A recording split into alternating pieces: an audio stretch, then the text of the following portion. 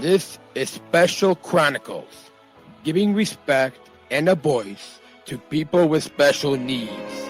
I shudder thinking how the world can be so cruel. I lend my voice to those who can't. It's time we try, it's time we care, it's time we stand. It starts with a voice. Welcome back to the Special Chronicles podcast, where we're giving respect and voice to people with special needs. I'm your host, Daniel Smrokowski. Today, we're bringing you another conversation as a part of our Unified at Work series presented by United Airlines Bridge Disability Business Resource Group. On this episode, I'm excited to be joined by Samantha Alloway, Executive Director of the Alka of Illinois. We'll be talking about the Wings for All program. If you're watching the video, you will probably see it on the t-shirt I'm wearing. We'll be including a special event held at Chicago O'Hare Airport on August 16th, 2025, which by the time you all hear this, it'll be a month ago, in partnership with United's Bridge Disability Business Resource Group. Together, we'll explore how Wings for All supports travelers with intellectual and developmental disabilities, hear inspiring stories from their families and crew, and learn what inclusion looks like in action, both in the airport and, as Kevin Tate says, and as we say at United, in the friendly skies. So stay tuned, because this conversation is filled with health, inspiration, and lessons we can all take into our communities and in the friendly skies. You can find today's show notes and more at specialchronicles.com. Please put your both your hands together as we welcome Samantha on Special Chronicles. Welcome, Samantha. Thank you so much for having me today. Yeah, it's good to have you on the program. And I think within the past week, I think we've seen each other a few times already. We got to spend the whole day together too, so it was great. Yes, it was. So before we get into the Wings for All, just briefly introduce yourself, your role as the Executive Director of the Alka of Illinois, and just for listeners, a quick backstory. I got connected with the Alka of Illinois even before my job as a service ambassador at United Airlines. But in 2020, the Alka of Illinois gave me the self-advocacy award. And so it's a neat connection. But introduce yourself. Tell us about your role at the Alka of Illinois. Oh, wonderful. So I came to the Arc of Illinois 13 months ago as the executive director, but I have been volunteering and sitting on the public policy committee for the last 3.5 years. And the reason the Arc of Illinois has really spoke to me is because I am very blessed to have 3 amazing sons, age 12, 10, and 4.5. And my 10-year-old was diagnosed with autism spectrum disorder at the age of 3, which absolutely changed my entire life and my understanding of intellectual and developmental disabilities. So his experience led me to want to fight for a more inclusive world. And there's really no better place in Illinois to do that than right here at the Arc of Illinois. So being here has been a great honor. Awesome.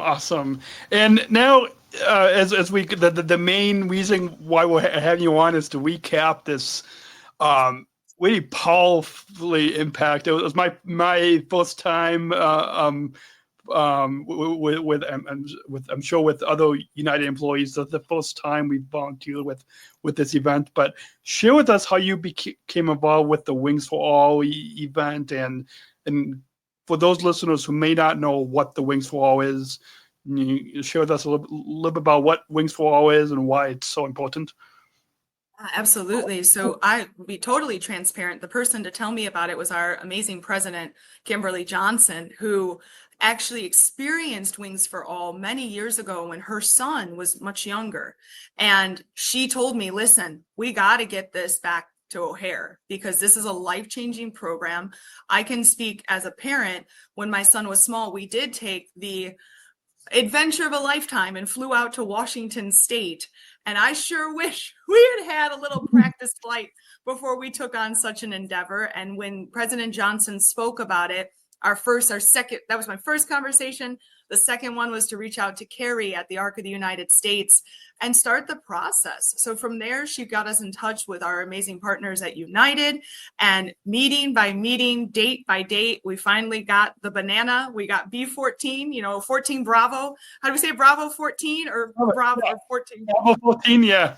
Yeah. So we were able to get that date, and getting to work with Neffy just changed the game. The moment she became involved, it was full speed ahead. And Helene at Bridge was outstanding, and Polly, and we became partners. We got the date, and we just kept going. I just can't believe it's over, because it felt like months and months to make it happen. Yeah. And then boom, it was such an incredible day. So that's how we got started here.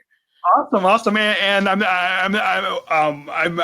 sure hopefully we can make this a 1 or 2 time event moving forward. I want to touch on briefly something that you said about a process, how this was a process flight.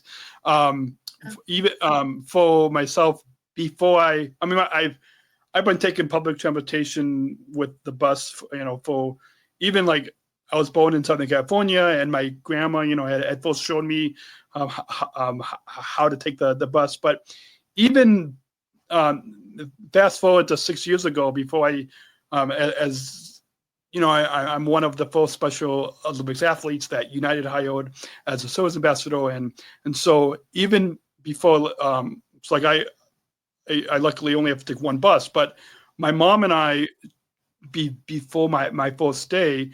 We did a kind of like a practice flight, but it was a practice bus ride from my home to the airport and back, just to get. It wasn't anything official with the Pace Bus Company, but it was kind of the same type of practice when to know, even though I've had experience taking the bus, but still just to kind of know what to do, where to go, how to use the reduced venture card that I have, and all that. And so it's kind of the same type. Like I'm sure that this I know from my personal experience. Like even I wish, like I'm 36 now, but I wish even a long time ago that I had this wings to wall experience. And I'm sure you probably have heard from not only parents and siblings and family members, but I'm sure a lot of the participants have had a lot of it. Have you heard from a lot of the, like, not only family members, but participants of how they've benefited from this wings for all? Absolutely. So I will be transparent that at this point, the emails have come from the parents, because I think and the outpouring was immediate. By the time I got back to my email, whatever that was, 2:00, we were there all morning. Yeah. It was wonderful. We already had 7, 8 different families reach out and say, this was life-changing. We're so confident now. Now we want to book our real flight. And that is the hope. Like United, we'll do this and we're going to book some flights. And that is really the hope, is that this practice gives families the accessibility that we feel that they're due. And I think it's a scary endeavor to book a flight. Let's say you book your whole family and you spend $1,000 on airfare, maybe even more, depending on where you're going. And then your child gets there and says, I'm not going anywhere. And we had 2 children, as we experienced, you and I together, that put their heels in the ground and said, I'm not getting on this plane. And of course, we have the incredible Captain Tate, who transformed one of those amazing children and got them on the plane. But for families, the reason they don't even take that risk is the cost associated with it. So this gives us, and they don't want to go through the trauma and the fear. And this way, they'll know. And so many families came off that plane saying the first thing, we're going to book a flight. We're ready to go on vacation. So that's probably just the greatest success. Awesome. And speaking of that example, of that story with Kevin Tay, we'll leave our listeners. We want them to keep listening to this episode, because if you're watching the video, we'll share it on the screen with And for those of you, just because of some technical difficulties, we can't share any video clips on this episode today. But as you know, I recorded video when you made a PA announcement, as well as Kevin Tate, and so I put that up on our my personal as well as on Special Chronicles Instagram pages, and so our listeners can go and watch those those clips. That was definitely a once in a lifetime experience. Yeah. If you would have told me I got to wear a captain's hat and speak on the PA a year ago, I would have never believed you, Daniel. Like, in what world is that going to happen? TSA going to drag me off this plane. Yeah, well, and now with because of thanks to Captain Tate, I got to sit in post class, and so I was glad I was able to film you making it. So now you've got proof of It was great. Yes. Yeah. And so moving on here a little bit more about Wings for All. So my cousin's wife, they live in Parachute, Colorado, and he's a sergeant. He's a police officer, but she's a special ed teacher in I believe like the Weifel, Colorado, like western northern Colorado, and I DM'd her on Instagram about this Wings for All event, and so I'll definitely be pointing to this podcast episode, but also I hope as Aline from Bridge knows that there was a similar Wings for All in Denver, and so I'm hoping that my cousin's wife who's a special ed teacher, I'm hoping she can get some of her students and families in her special ed class involved with this in Denver. Well, let me know, because I'd be happy to introduce you to Elizabeth. She's the executive director of the ARC of Colorado, and I can never say this out loud, but she might be my favorite executive director besides Illinois. She is amazing. Awesome. And she really inspired me to take this on too. So I'd be happy to introduce you to. Yeah. Off air. I can share her contact information with you. That'd be great. So that way she'll know who to get connected with. But yeah, and then there's another off mic connection that we were texting about that we can't talk about on air right now. But it's all these connections are coming off of this event. Exciting.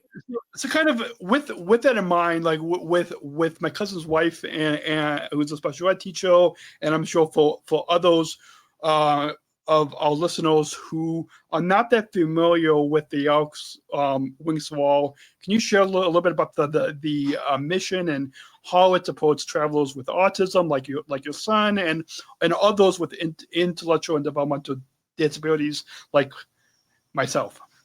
Yeah, absolutely. So in its essence, this program was created basically for accessibility. We believe in choice, we believe in inclusion, and we believe in accessibility. The ARC of the United States is the one who started this program. And the last time it's been here in Illinois was in 2017. So the initiative of accessibility, I think COVID really changed a lot of these programs. So it's no pun intended, we're getting the wheels up again. We're starting that again. And I think what this was really developed for is that airports in general, airplanes, it could be very overwhelming.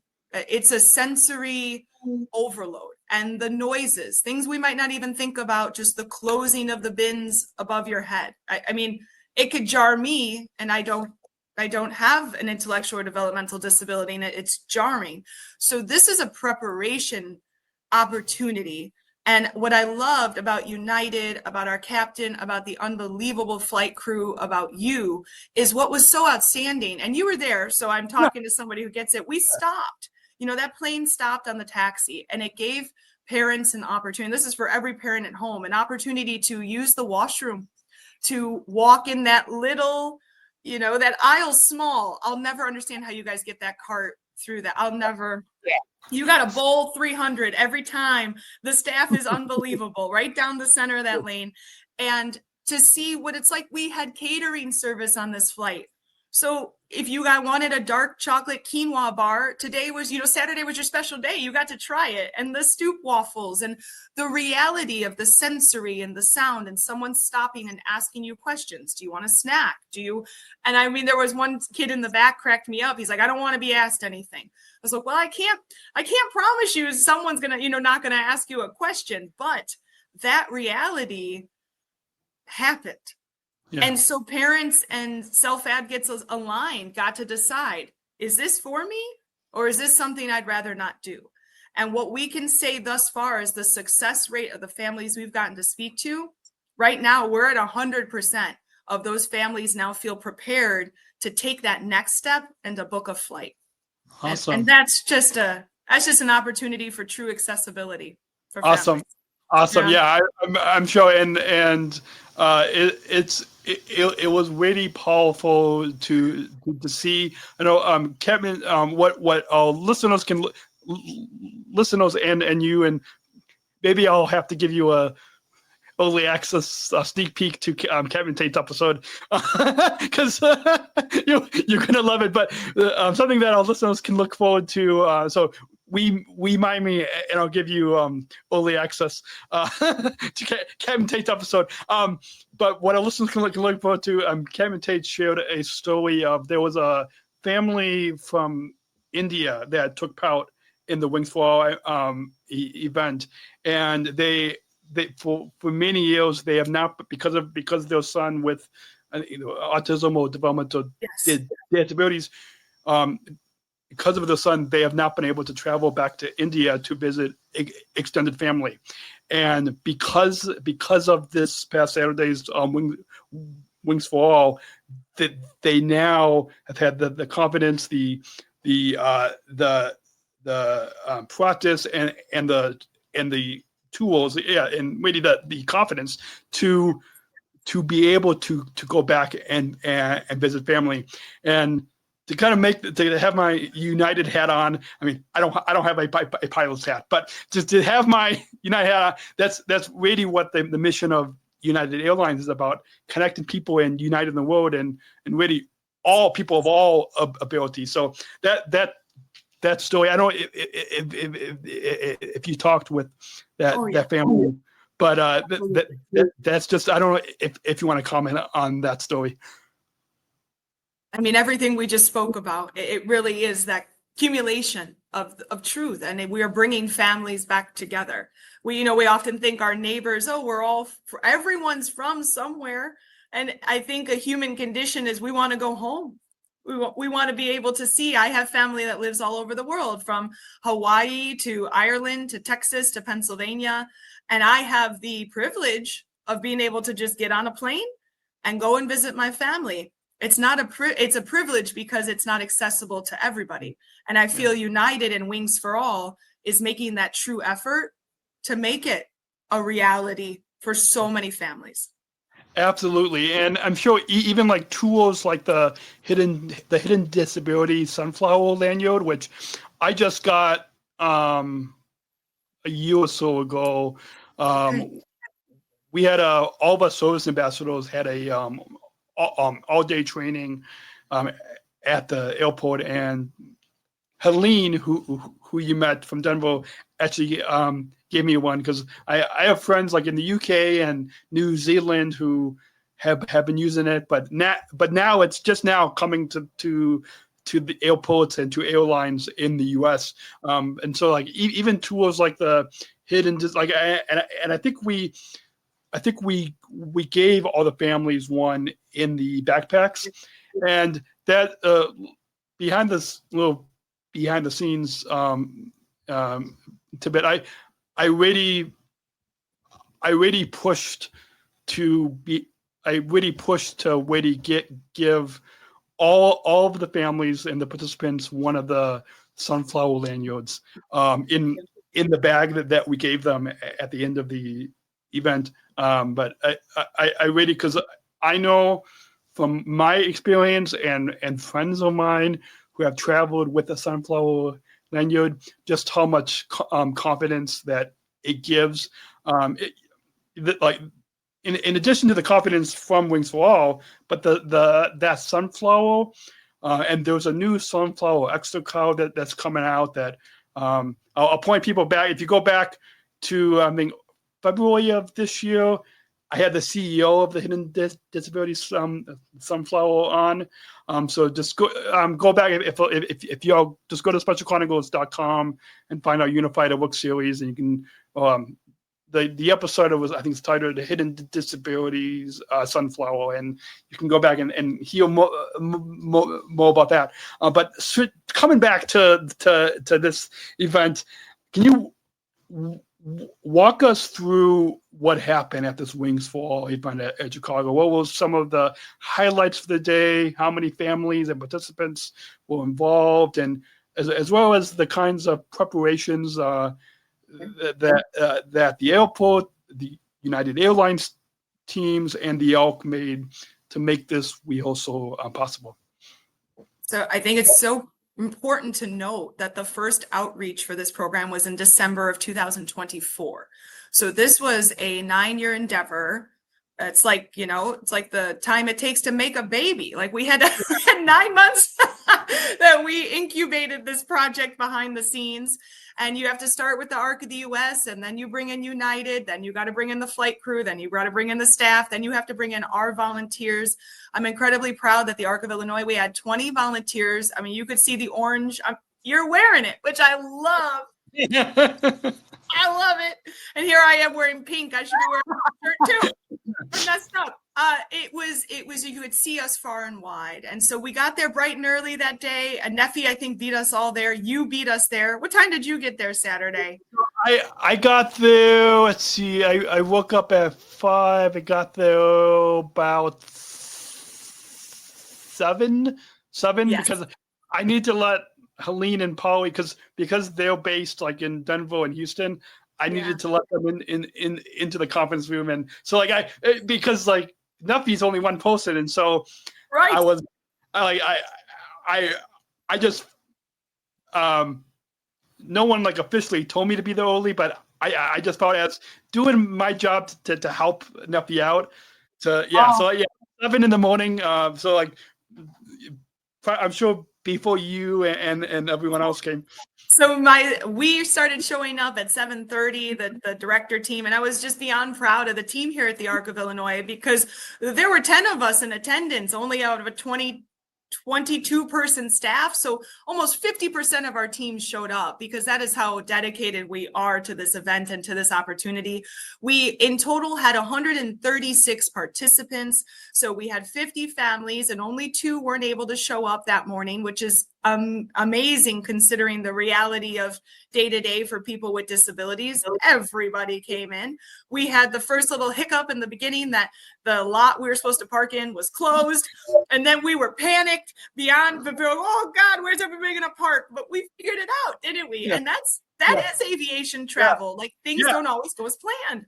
Yeah, well, and even like the just to jump in here, the issue with the parking, like the solution of the parking lot up that I think we told you, I think is actually, and I think some of it probably has to do with like how much United can reimburse and all that, but honestly, I think the parking lot up is an easier place to park, because it's in the same building as the airport transit that you have to take.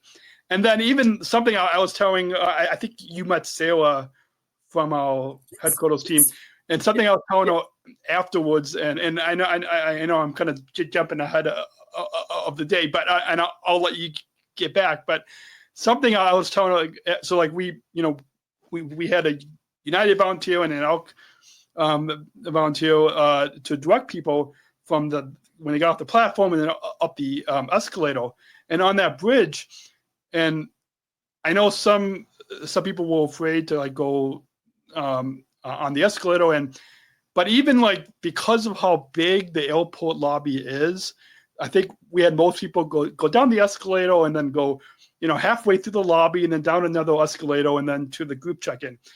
And just kind of thinking for in the future, and you might even want to make a note of this, but I was thinking once people, park in that parking lot F and get off in Terminal 1 and then go over the bridge, having the two volunteers, having two volunteers, at the top of the one escalator, and then on the other side of the bridge where there's an elevator, having two volunteers on the elevator, and then when the families and participants come, having them push the lower level button to go down to baggage claim, and that way, if you and then having another couple volunteers at the bottom and baggage claim, so like instead of having to like take the escalator down and then walk through the lobby and then down through another, if you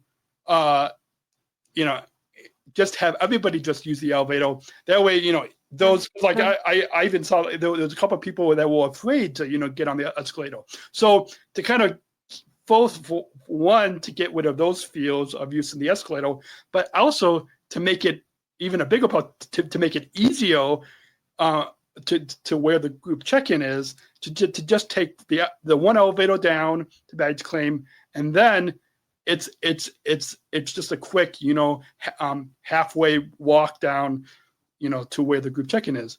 And so instead of having to go up and down, it's just over the bridge, down, and then I don't know if that makes sense.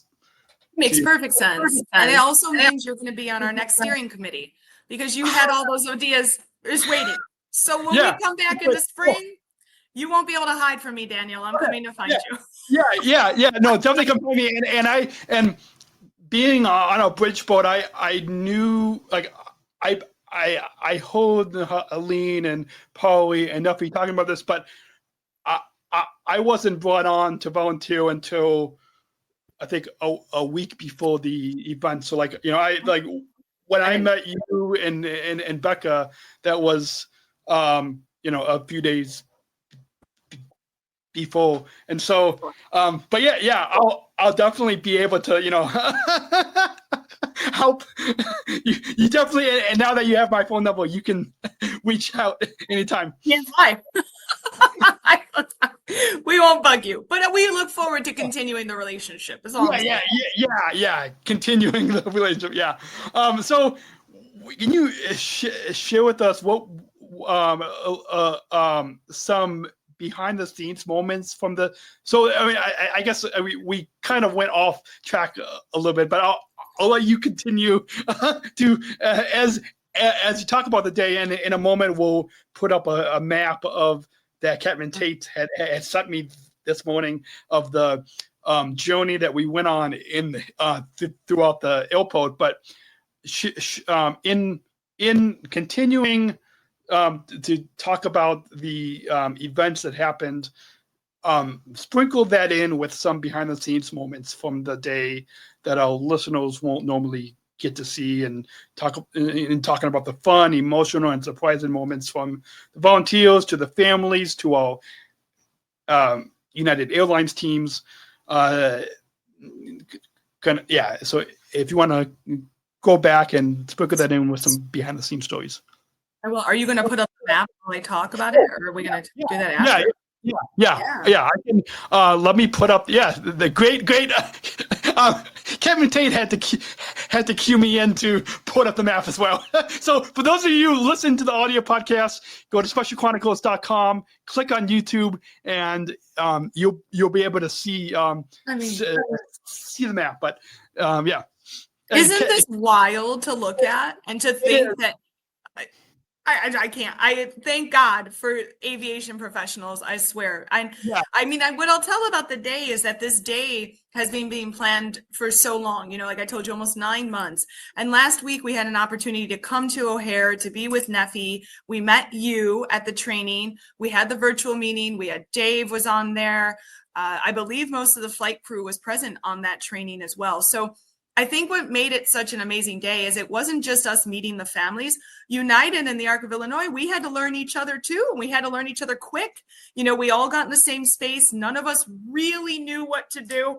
Here at the Arc of Illinois, we're like, we got some boarding passes, and there were a few errors in printing the boarding passes, but guess what? United was right there to fix that and said, hey, we're going to print them correctly. Give us your ID. We're ready to go. And then to see us break into those groups, basically become the best of friends in a matter of 15 minutes, and to have the flight crew waiting there to greet the families, I think was probably one of the most amazing touches, because for families, honestly, when's the last time you've gone anywhere and had that type of access to your flight crew and your captain and your co-captain? And it made it so personal. And it took a lot of the fear away from families. And then we made our way up to, B14 and we were waiting. And what we able to do as volunteers is to walk around and talk to families. What are your concerns? What brings you here today? And for many of the families, just as we spoke of earlier, Daniel, it was simply, I didn't know if he could get this far. I didn't know if she could even make it through this whole process, having to go through security, having to put your arms up in the little tube, and would that be too confining for them? Would we be scared? But we made it this far, and so now our confidence has grown. But it gave us an opportunity to learn who the families were. How far did you travel to get here? And every single one of them had traveled, you probably within Cook County, but there are a few families that traveled 2.5 hours just to have the opportunity to come to O'Hare, because they hadn't done it. 54% of the participants had never been to the airport with their loved one except for this program. And that it really is deflating the fear by educating families of what the reality of aviation looks like. So to think that we went from all that planning to that day, and to look at the map you just showed, and to know that we were all on that process together. We learned about the de-icing, where they would have us, we spray the plane so that we don't freeze in the air. All these amazing little details that, I was a passenger, had never had that experience before or had the opportunity to learn. So it also equipped the parents. We have the participants, but the parents, now they feel like, okay, I know how to explain this to my loved one, and we're going to come back and we're going to fly. It's just unbelievable to look that we taxied that runway and then we came right back to deplane. It was great. Yeah. It's incredible to even and even for those of us that work for United, I discovered that those on the seatback entertainment, those trivia games that you can play. Yes. I also just recently learned that on United, we just came out with having on Spotify and Apple TV on the seatback, but also under the Spotify, there's access to the air traffic control ATC, where you can, the ATC, and even that, and I didn't to be fully transparent, I didn't used to be into aviation. I had maybe one pilot friend, but I had one pilot friend too. Yeah, I understand. But now, now to know, 6 years working for the airline to have more. But even seeing this map of it gives the next for example this this Friday I'm going to be flying to DC, and I'm glad that we're pre-recording this, so our listeners are not going to know when I'm out of town, because this is going to come out next month. And so, anyways, the next time, and I'm sure the next time that you fly as well, and I'll listen to fly, seeing this map. Yes, this is at Chicago O'Hare International Airport, but even seeing this map, and yes, it's how Captain Tate had drew the path that we went from the North Port, which is where B or Bravo 14 is, and then around by Terminal 5 and Terminal 3, and then to the de-icing, and then and even Cab and Tate said that, like, because like I had a question that when we were sitting at the de-icing facility, that a couple of, and I don't know if you thought of this, but like because this was like a practice mock flight, is like, what were the pilots doing when we were at the de-icing facility? Like, were they on their phones? But Kevin Tate had said that they treated this like as if we were actually up in the sky. And so they, like, their phones all locked away. They, and even, and everything from the PA announcements, they treated it as if they were, 13,000 feet in the air, up in the air. And so this, like, and even seeing this map, like, I'm sure that the next time that I'm sure definitely that when I fly to Washington D.C. this Friday, and even sure the next time that you fly, when we are on the plane, on the United Airlines plane, this image is probably going to. I'm sure it's going to be in my mind. I'm sure it's going to be in your mind as well, and our listeners. We're going to visualize this map of the airport, and we can kind of know where our plane, like, when you, and even I'm sure you and a lot of the listeners, how there's a lot of construction going on on the tarmac, and both from this map and seeing, you now know just when the taxi time is long, you're going to know, like, why. And even when you fly to another airport, if you know, if you wonder, and even for these families and participants, why the taxi time is long, this gave them a really good, powerful example. Absolutely. A real life example. Yeah. That's, so I'm definitely going to be recommended to all listeners to get if you're listening and you are not yet connected with the Arc of Illinois, definitely get connected. We'll share at the end of the episode where people can sign up for the next Wings for All, because I'm sure all those listeners are. I'm sure. Do you have like a wait list of how many? Like is there a limit of how many families, or like how does that work? So let me tell you the next steps. So this process itself, we got it. This was almost like, I know it's what sounds like a pilot program. We were trying to see, how did this go here? No pun intended, but it was our pilot launch. And, but it's true. It's what we call it. And we had all 50 spots were full in 36 hours. Done. And our wait list was 45. And the only reason the wait list didn't keep growing is because eventually people knew it was full. We had our volunteer list full. We had to extend that. It was a very high demand, which was great. So now our goal, when we meet on Friday with United, and what we'll continue, is start sending these stories from families who are telling us this was life-changing. We need it back here at O'Hare. And so this is a great opportunity for me to say we are ready. We're ready to go. We are ready to do this again. We were thinking maybe the spring initiative, and then fall. But of course, we'll work with United on that. But they said we need to hear the feedback. Was it worth everything we poured in? And I assure you, Daniel, it was beyond what we could have hoped for. The impact has been immense. And families, just the gratitude they have to, sure, us here at the ARC, but to United, and also to the Chicago Department of Aviation, for allowing us to have this program here, and for allowing us to advocate in such an impactful and hands-on way. We don't always get to see those results so quickly. So it was very moving for our whole team as well. Awesome. And in for when we meet this Friday, as well as the upcoming meetings, in addition to these families and participants, we reaching out to you and your team, whether it's through email or through a survey.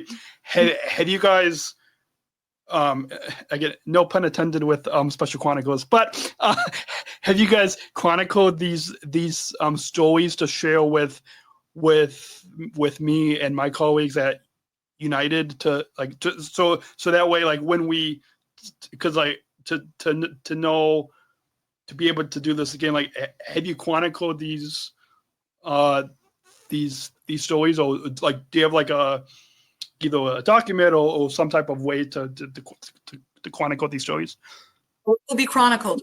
It will be very detailedly chronicled because we want this back. This was just such, so it'll be chronicled. And awesome. Yes. Awesome. Yeah, it's amazing, all these, whether it's pilot and aviation puns, or even with this podcast, Special Chronicles, all these kind of puns that we're able to make. Before we get to this, and I want to leave our listeners on the edge of the seats of this empowering passenger story.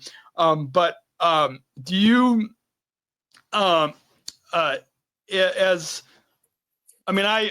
obviously, living with developmental disabilities, I probably the training that you and Becca gave to all of us employees, I probably didn't personally need because I've lived with it for 36 years.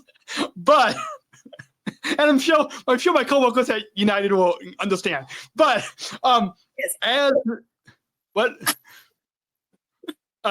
as the executive director of the ALC, what can our listeners, and what have you taught? Oh, like I've got a notebook in front of me, but I've got the handout that you gave us on this Wings for All and disability awareness. But what can our listeners, and what can other United Airlines employees personally learn about what intellectual and developmental disabilities, or IDDR, what autism spectrum disorder is, and how best to support travelers who may face communication or behavior challenges?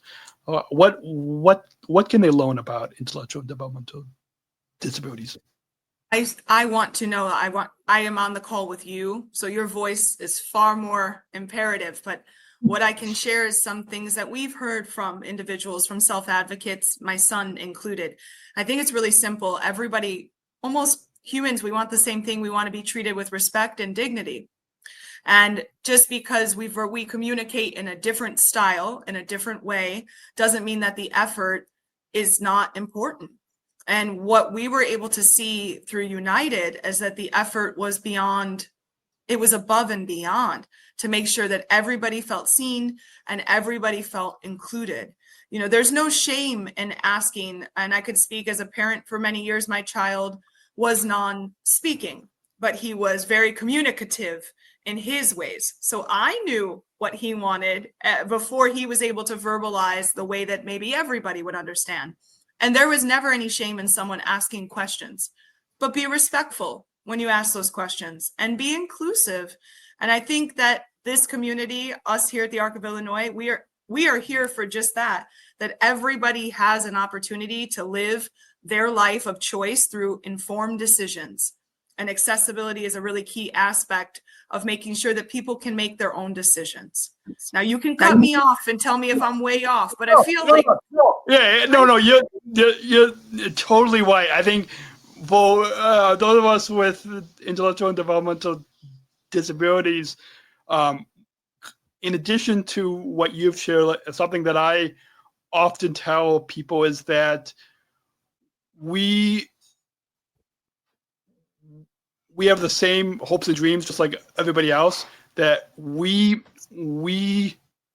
show love to people that show us hate, that we have that compassion, and with that, that's why we should be treated with the same respect, the same dignity as any other person, even as any other traveler. And that's what, and I'm not just saying this as a United Airlines employee, but that's why, whether it's having an intellectual disability and being employed by United, as well as the amount of dignity that they give, that our customer service and the pilots and the in-flight and all the teams give to to us, that's the gratitude that, just like what you shared, that I am really, I'm grateful that this airline, like that's why the number one airline is, because of that dignity that we give to all travelers. And you do. Yeah, you do. We love United. We do. I've always flown United. I mean, it's just an amazing airline in general. But the loyalty over here, man. Well, and my dad, who's possibly retired now, when he was working, he used to fly on United as well. One of my job skills, in one of my special ed classes, one of my classmates, her dad worked for United, and just a few years ago, I was working at the airport, and I ran into her and her parents, and like I haven't seen it for like 17, like it's been 17, 18 years since I've been in high school, but to even have that connection. Moving on, how has, because this conversation is, again, no pun intended, has been flying by, just like the Wings for All flight that we had. It just, it flew by. We didn't take off, but it flew by. Well, how has leading programs like Wings for All shaped your perspective and approach as a leader, as the leader of the Arc of Illinois, as the executive director? How has programs like this, Wings for All, how has it shaped your perspective and approach as a leader? Whoa. Question. I'm still so humbled when anyone says that out loud. Like, you're the leader. Like, I still am reminded, like, wow, because it is such an incredible honor, especially as a parent. It's just such an incredible honor. So for us, what's very interesting is we take on a lot of case management at the Arc of Illinois. We help a lot of families behind the scenes. We help them with their day-to-day. We help them to find the services that are necessary, the advocacy, special education advocacy, transition advocacy. A lot of the work's behind the scenes. And what's interesting about that is, even though we know we're positively impacting lives, we don't always get to see it in real time, if you understand what I'm saying. We know this impact is important. Like right now, a lot of our advocacy is geared towards protecting Medicaid, protecting services and home and community-based services, the Medicaid waiver in Illinois. We're geared towards that. So we know it's important, but we don't necessarily see the positivity day to day. For all of us, myself included, when we have that glimpse of we're offering something, and now that family can do what we all want to do, which is travel and have choice of where they go and have opportunities that were not there before. That type of goodness in the heart, it just drives you to work even harder, because now we could see it. And it's not that we never see it. Don't get me wrong. We get a lot of feel-good stories. But I mean, in life, you don't often see the return. The ROI doesn't come in that fast. Like, let's do this program, and in 2 hours, someone's going to walk off the flight and say, I'm going to go meet my family in India again, because I haven't had the opportunity to do that in 14 years. It just drove us. I mean, we all had the opportunity to get together for lunch afterwards, and all we could talk about is, okay, we have to do more. We have to do more. We have to do more in person. We have to do more events, because you guys give us the energy to keep advocating. It was just as a leader, I'll never forget this, Dave, because it took all of our work. It put it into one little space at O'Hare, which is not a little space, but one space, and gave us the energy to keep going in an even more meaningful way. Awesome. Yeah. I love that what you said, and when you highlighted how it's the goodness in the heart, that made me think of you've probably seen a lot of the ads for United's "Good Leads the Way" campaign. Yeah. You probably on a lot of our lanyards. You probably even saw that as well. And it's much more than just this advertising campaign that you see. Like whether it's, I think, like even during the Super Bowl, on TV, on billboards when you're driving down the highway, of course, in our airport terminals. It's the Good Leads the Way. It's much more than just this campaign. Yes. The way that how you describe this advocacy with the elk, and it perfectly ties in with what we all just experienced with the Wings for All. This goodness in the heart, that's what Good Leads the Way. Like that's what United is doing when it comes to Good Leads the Way. That's how it aligns. Absolutely. Now, to get to this empowering passenger story that Captain Tate, what you all can listening in can look forward to on the next week's episode. Hopefully, Samantha, if you remind me, I will try to give you an early access sneak peek before the public. But there's I'm going to put up on the screen. So for those of you listening to the audio, go to chronicles.com, click on YouTube. But can you share the heartwarming story of the young participant who originally didn't want to board the aircraft, but then Captain Tate's encouragement eventually made him on board? What was the moment like for you and the family? And describe for our listeners, because I'm recording these episodes out of order, and so our listeners will get to hear more of Captain Tate's reaction to the story. But from your perspective, can you? I'm going to put the picture up on the screen right now. Can you walk us through this empowering story? Because I was telling some of my colleagues that I hope that at least internally at United that we can this picture I mean, there's a lot of powerful stories from this Wings for All, but this is one powerful story that I know will encourage more of our United employees of why this Wings for All is important, why we need to continue it. But can you?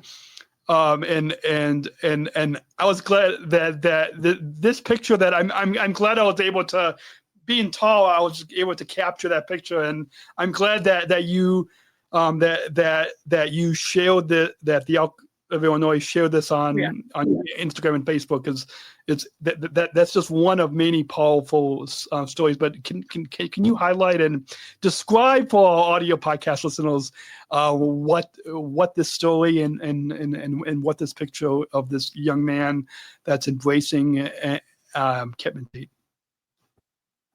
I sure can. If I was to embrace it in one word for those who can't see it, we're just going to go with joy. It is pure joy. The reason is I won't use any of their names just because I didn't get their permission before this. This family came to us with the hopes that they can fly to Disney World. They want to bring everybody down. And he has been driving everywhere for his 14 years because he just doesn't want to get on a plane. He's afraid of it. So they got all the way through TSA. They got through the boarding. They got to the gate and they were waiting. And he decided, I'm not getting on this plane. I went over, I talked to him for about 10 minutes. Our board president, the lovely lady to the right here, that's our board president, Kimberly Johnson, went and spoke to the family. And we had 2 volunteers from United, one volunteer, and then 2 staff went and spoke to him. And he said, I'm just nervous. I'm not getting on this plane. And we tried, because you see he's got that Bears jersey on. And we're like, we already brought together the orange and the blue. You're ready to go. You're the Ark and you're United. Let's go. And he wasn't doing it. So his mom actually boarded the flight and she recorded the entire thing. She's like, I'm going to bring this back to him and showcase this is what it looks like. This is what we did. And their hope was to come back on our next event and try one more time. So we are getting off the plane. Captain Tate also had come out prior to talk to him and say, come on, buddy, get on this flight. Like, you're going to have a great time. And we thought we had him. You saw, like, right before we took off, we thought we had him. And he said, nope, I'm not going anywhere. So mom got on, mom recorded. We're all deplaning. Everybody's getting off. And Captain Tate on completely on his own. He walks over. He's like, hey, I'm going to try one more time with our buddy.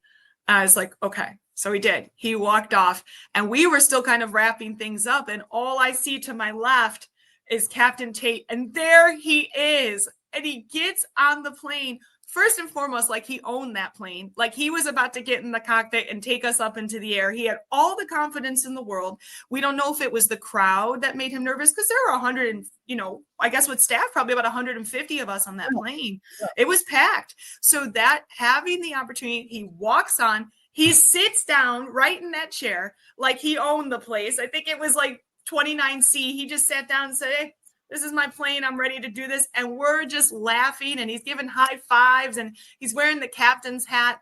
And then we all come up to the middle, and Captain here said, hey, let's take a picture. He's like, get in here.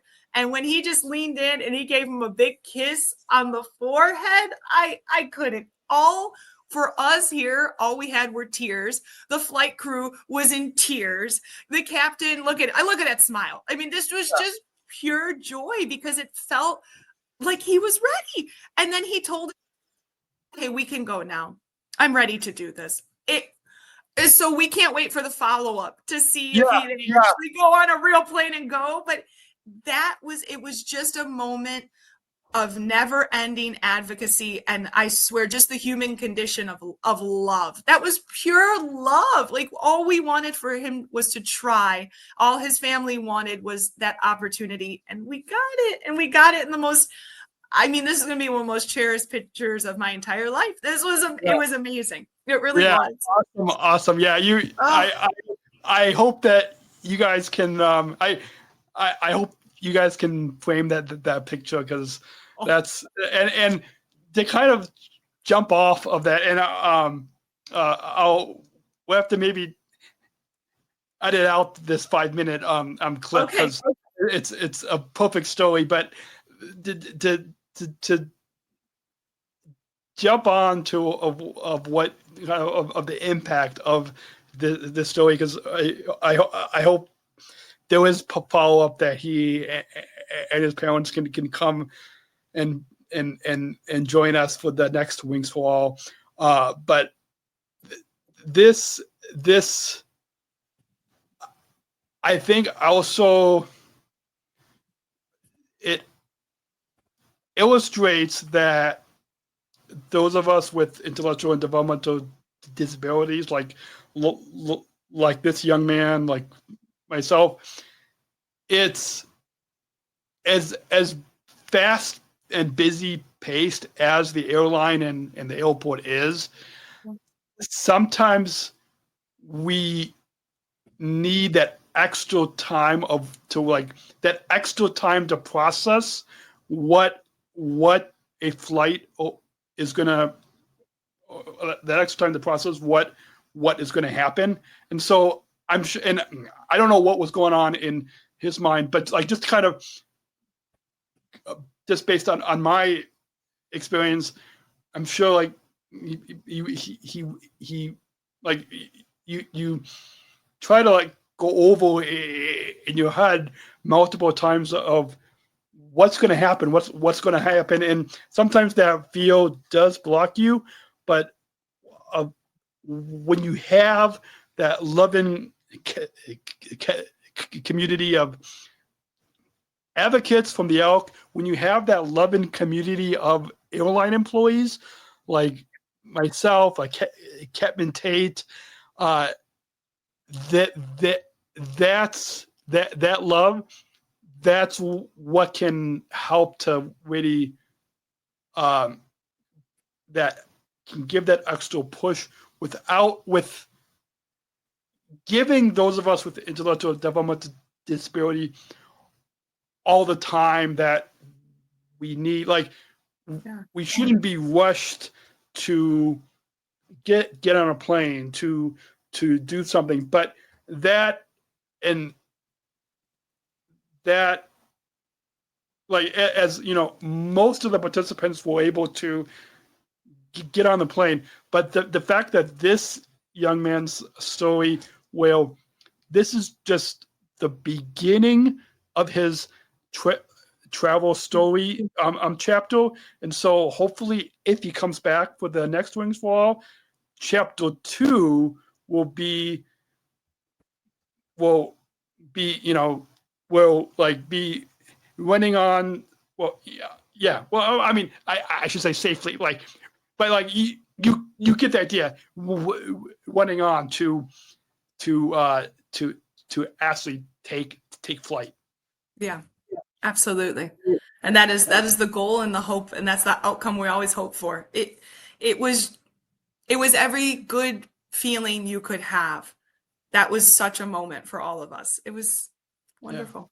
Yeah. Absolutely. Yeah. So we'll definitely have to edit out this clip. I mean, of course, we want people to listen to the whole episode, but this particular clip of this 5-10 minute story that we've been sharing, I think you definitely can.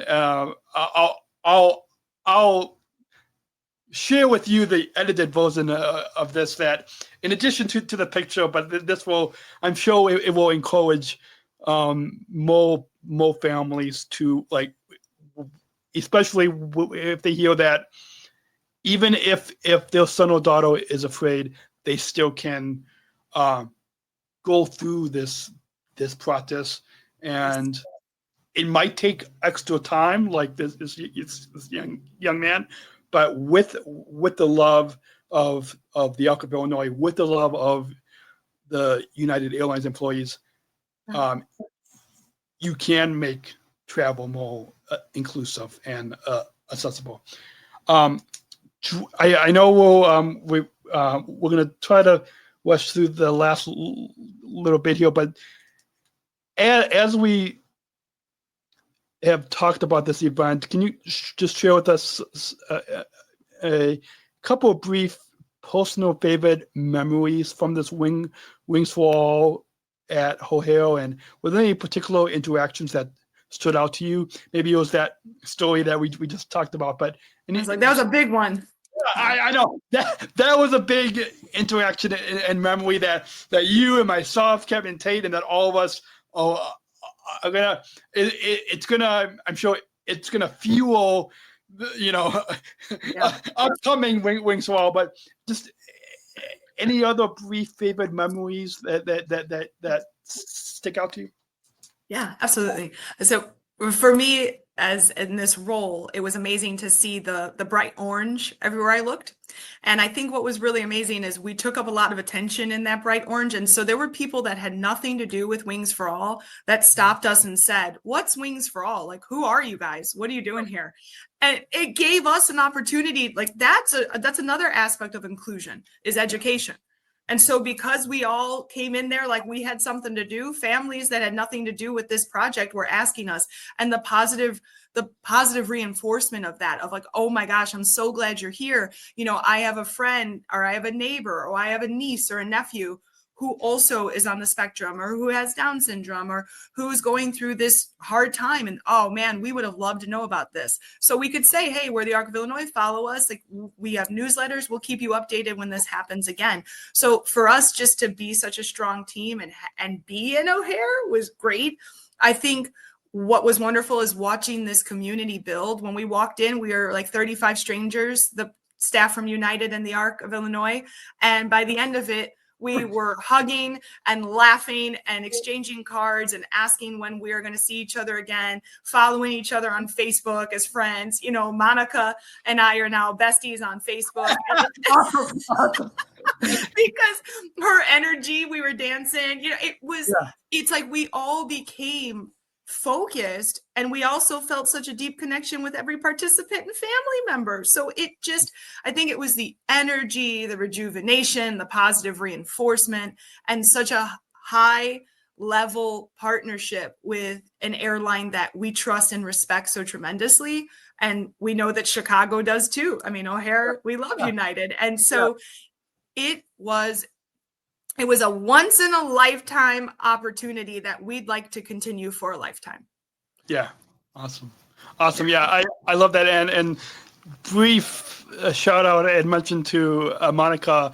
Kind of fun fact. So for those 4 of us athletes that United hired here in Chicago 6 years ago, Monica was one of the mentors that helped us out since day one. Since we when we went in for the job interview and we accepted the job, like Monica was there with us since day one.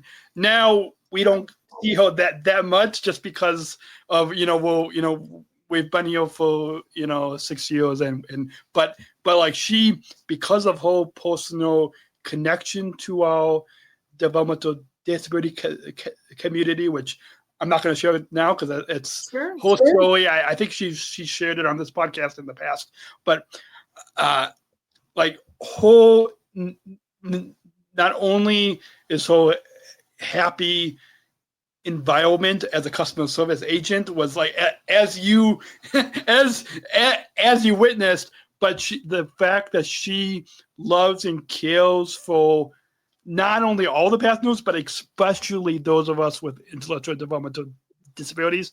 I'm glad that you were able to get connected, and hopefully you guys can have lunch together. And that's the plan. She can't. She's another one. You can't escape me now. I'm coming to get you. She was wonderful. It was the full human experience of going from strangers to becoming family to creating magic, and our goal is to make sure that doesn't end. Like I said, a once in a lifetime opportunity. We'd like to continue for many lifetimes. It was wonderful. Awesome. So a few final points as we come to a close, because I don't know this past hour and 6 minutes has again flown by. So now as we again, I'm not a pilot, but as our friend Captain Tate would say, as we make our descent down to the end of this episode, and who knows, maybe somebody will be listening to this podcast when you're flying in the friendly skies. Right.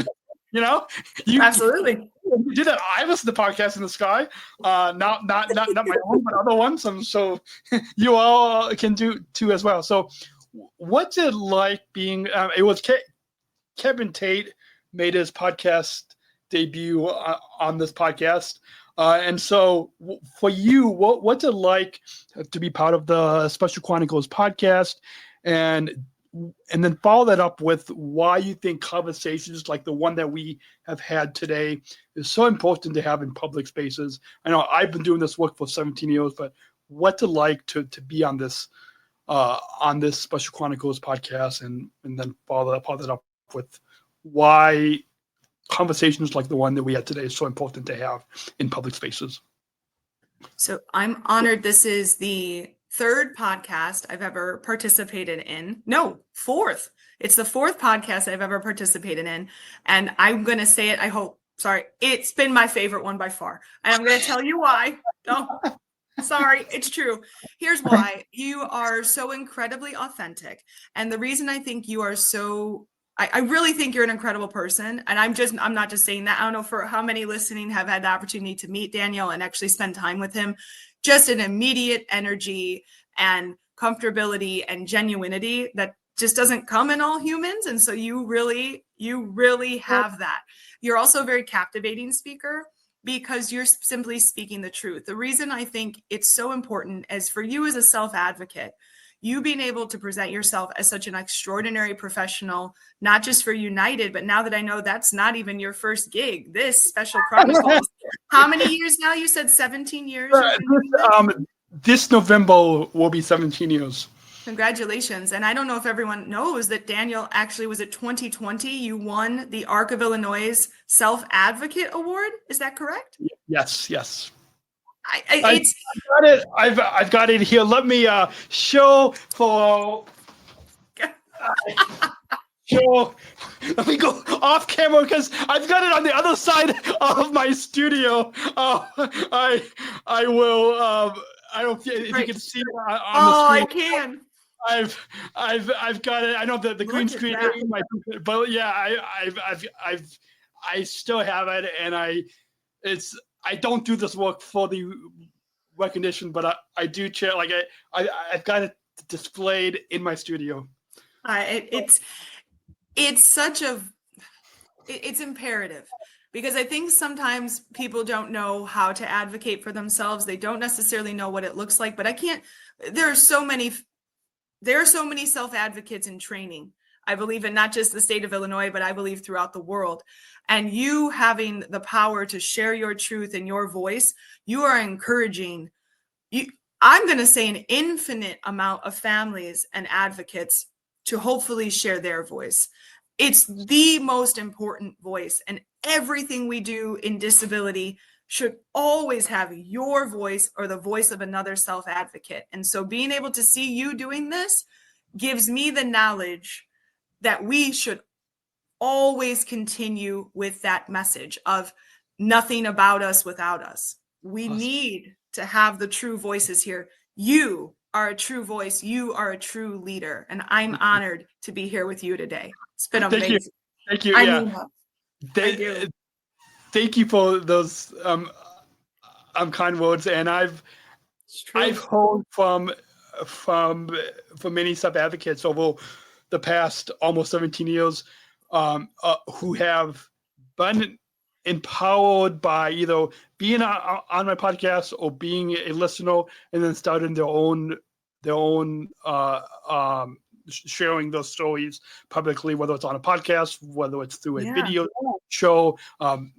My girlfriend who has Down syndrome, I've actually, there's a newspaper article in the Oak Park newspaper that's hanging. I'll have to actually, if you go to specialchronicles.com, click on the George and Daniel podcast, you can find a link to this. But she has her own. She went to Triton College. She was empowered from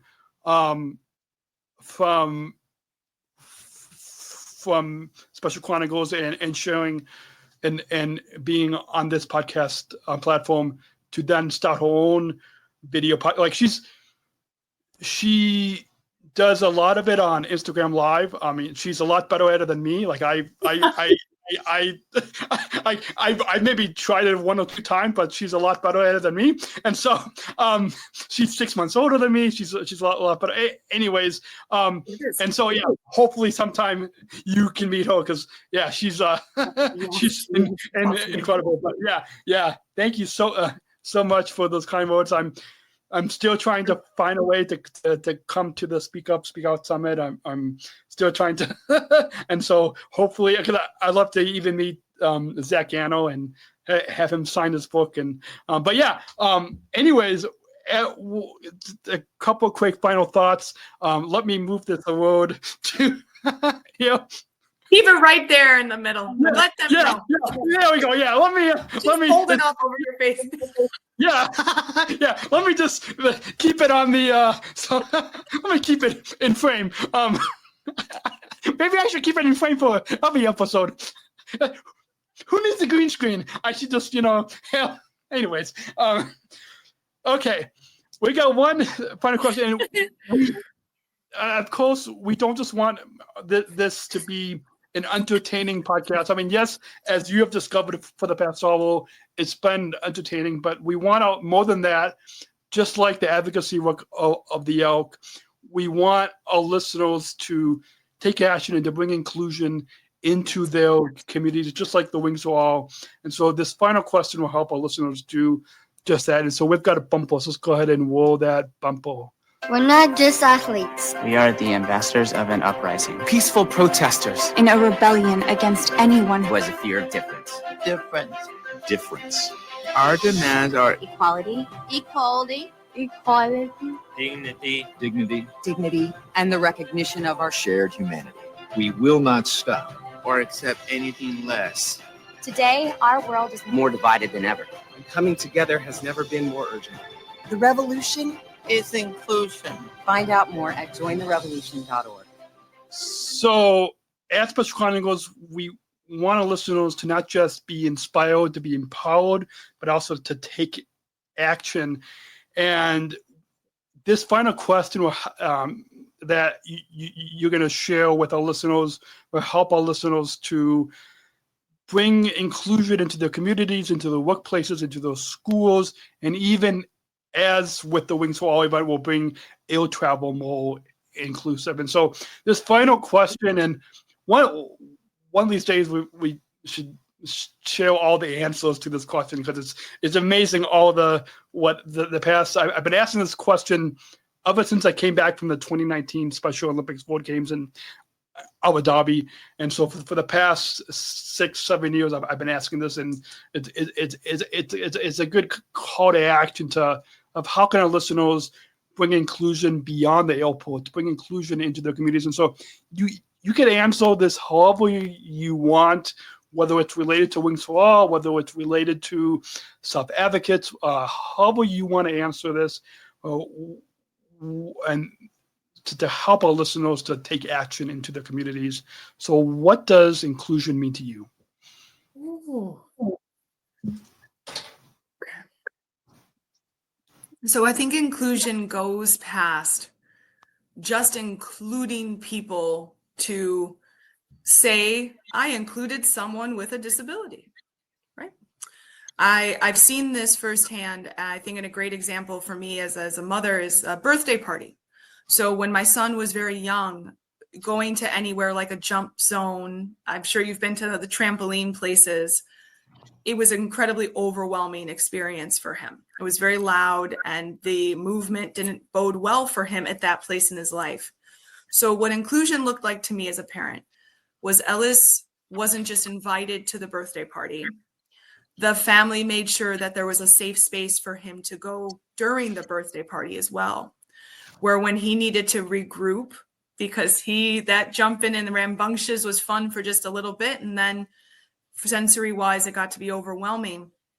Inclusion made it that everyone there, including him, felt safe to be there, and most importantly, felt safe to be themselves. I think when we place people with disabilities into certain interactions and then expect them to mask to an extent that you're not you, that's not inclusion.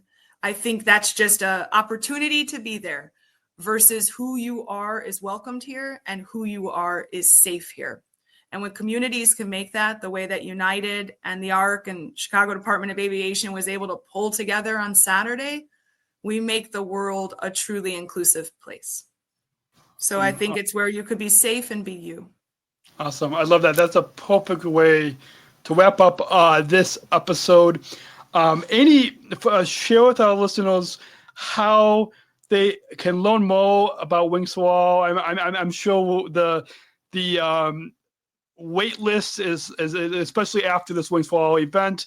After our listeners, this episode will drop in the middle or beginning of September, and so I'm sure even after this podcast, I'm sure the wait list will probably continue to grow, but I'm sure that's a good problem to have. Maybe who knows? Maybe the United might need to get two planes. I don't know. I mean, maybe. I don't know. Maybe I don't know. But how can people learn more about Wings for All and get involved with the Arc of Illinois? No, well, please, you can visit us on our website, thearcofil.org. It really has all of our programs and the ways to contact us. I'm very open. We're a very transparent team. If you want to email me, please do. It's simply my name, Samantha, at thearcofil.org. We are definitely collecting stories that we want to present to United. So if you're like, hey, this would really benefit our family, feel free to shoot me an email, or you'll see our contact us page also. We are involved with advocacy. We have an advocacy page, a special education corridor. You can find out about the programs we do here at the ARC, and we'll help you in any way that we can. I think that if you want to find out more specifically about Wings for All, you do have to go to the ARC of US has all the details of Wings for All versus the ARC of Illinois, because they hold that. So earlier I did Google Wings for All, and it directed me immediately to the ARC of the United States page. So we are a state chapter of the ARC US. So that'd probably be the easiest ways. Yeah. Awesome. So for those, you have to email me afterwards, and I'll make sure to put all those links in the description below. But Samantha at thearcofil.org, the elk. I might have misspelled that, but Samantha will send that to me. And for those of you listening, do it safely. If don't write this down if you are driving. But you can. We'll put information to the Wings for All and the Elk of Illinois and Samantha's email if you guys all want to learn more. The past hour again has flown by. Any final thoughts on your overall time here today on the Special Chronicles podcast, or just to wrap up this recap? This has been Kevin Tate. I think was on for only about an hour and 3 minutes.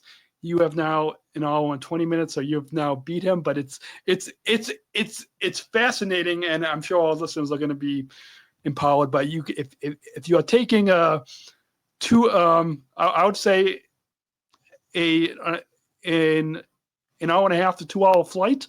This is a perfect episode for you all to listen to. And if you're offline, then listen to it anytime, anywhere you listen and get podcasts. But any final thoughts? Definitely. Just absolute gratitude to you, Daniel. You made the day such an incredible experience. You helped me navigate that airport. Like, honestly, I don't think anybody else could have.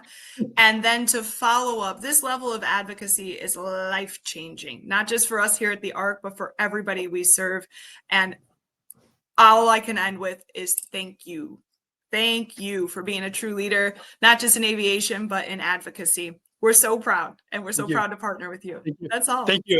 Yeah, I'm looking forward to staying in touch, and if there's anything else at Special Chronicles that we can do to support the work that you guys are doing, or if you have any other events or conferences, we'll be happy to. My dad is the business manager, so happy to talk about how we can continue to let all listening audience know about the powerfully impactful work that the Elk of Illinois is doing. Thank you, Dan.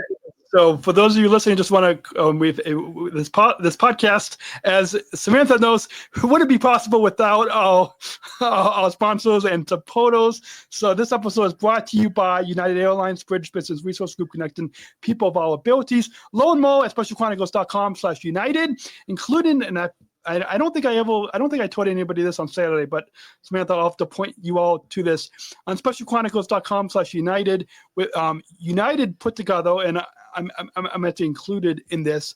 It's called a social story, which walks travelers with either autism or developmental disabilities on the entire travel journey, just like they experience at the Wings for All. But this gives them detailed pictures and descriptions. And so there's a link to that on specialchronicles.com/united, which Samantha, I'm sure it's going to be a resource that your families can, after participating in the Wings for All, they definitely should check out United's social story.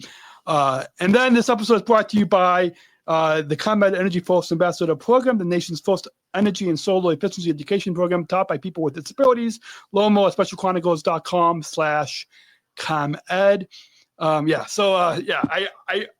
know. I can't believe I left that social story out all the way to the sponsor mention at the end, because that's a great resource. Now we have it. It's okay, and we will continue working together so we can advance that message as far and wide as you need. Absolutely. So that's it for this episode of the Special Chronicles podcast. Huge thank you to our guest, Samantha Alloway from the Elk of Illinois, for sharing her experience and stories from the Wings for All program.